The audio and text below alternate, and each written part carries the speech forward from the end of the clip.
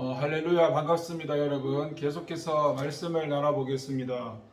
마가복음 15장 32절의 말씀, 이스라엘의 왕 그리스도가 지금 십자가에서 내려와 우리가 보고 믿게 할지어다 하며 함께 십자가에 못 박힌 자들도 예수를 욕하더라. 아멘. 여러분, 세상 사람들의 가장 큰 비극은 자기 실상을 모르는 것입니다. 32절에 보니까 예수님과 함께 십자가에 못 박힌 자들도 예수님을 욕한 사실이 나옵니다. 그런데 누가복음은 한편의 강도만 예수님께 욕한 것으로 나오고 한편의 강도는 회개했던 것으로 나옵니다. 이로 보자면 처음에는 두 강도가 다 주님을 욕했다가 나중에는 한 강도는 회개하였던 것으로 여겨집니다. 누가복음 23장 39절에 보면 예수님을 욕한 강도의 말이 나옵니다. 내가 그리스도가 아니냐? 너와 우리를 구원하라고 합니다. 이 사람의 말투에서 우리는 인간이 얼마나 자신의 실상에 대해 무지하며 완악하고 또 모름치할 수 있는지 확인할 수 있습니다. 사실 그는 입이 10개라도 할 말이 없는 사람입니다.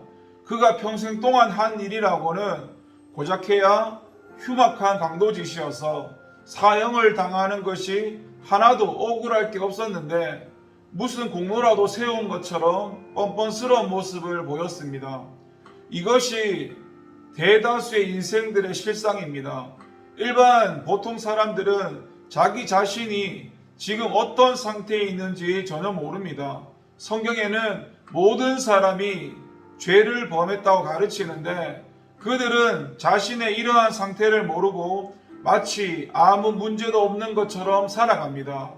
여기에 그들의 문제가 있고 비극이 있습니다. 암에 걸린 사람들의 자각적인 증상이 보일 때까지 자기 몸속에서 암세포가 자라고 있는 것을 알지 못하다가 너무 늦게 그것을 발견하고서는 절망합니다. 죄라는 암적 요소도 마찬가지입니다. 전혀 이것의 존재를 느끼지 못하다가 너무 늦은 후에서야 발견하고 후회하지만 그때는 아무것도 달라지지 않습니다. 예수님의 이 어리석은 부자와 나사로의 비유 가운데 등장하는 그 한 부자가 좋은 예가 모습을 보여줍니다. 그는 평생을 호화로운 삶, 그런 파티 속에서 보낸 사람입니다.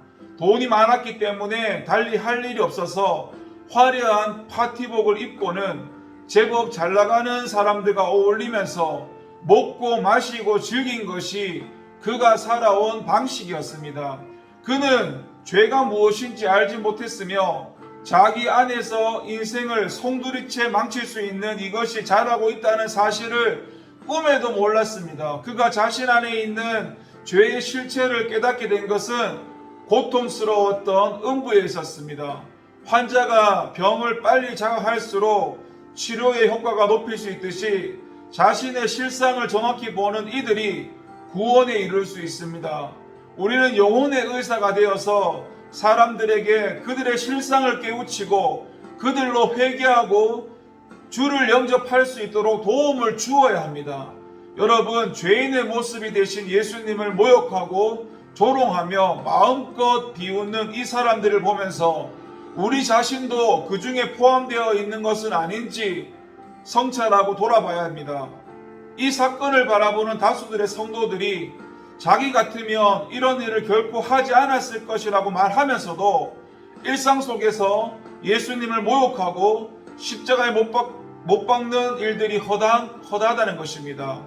우리가 성도답게 살지 못하고 또 세상과 구별된 거룩한 모습을 보이지 못한다면 입술로 주님을 사랑하고 존경한다 할지라도 실제로는 그러하지 않는 것이 됩니다. 가령 여러분이 사람들을 속이거나 그리스도인으로서 합당치 못한 일들을 행한다면 주님의 얼굴에 침을 뱉는 사람과 다를 게 없습니다. 우리가 이 사건에서 등장하는 사람들의 이런 전철을 밟지 않으려면 그리스도의 마음과 인격을 가지고 그분이 행하신 일들을 따라서 행해야 할 것입니다. 기도하겠습니다. 하나님 감사합니다. 말씀대로 살게 하여 주시옵소서. 감사드리고 예수님의 이름으로 기도합니다. 아멘.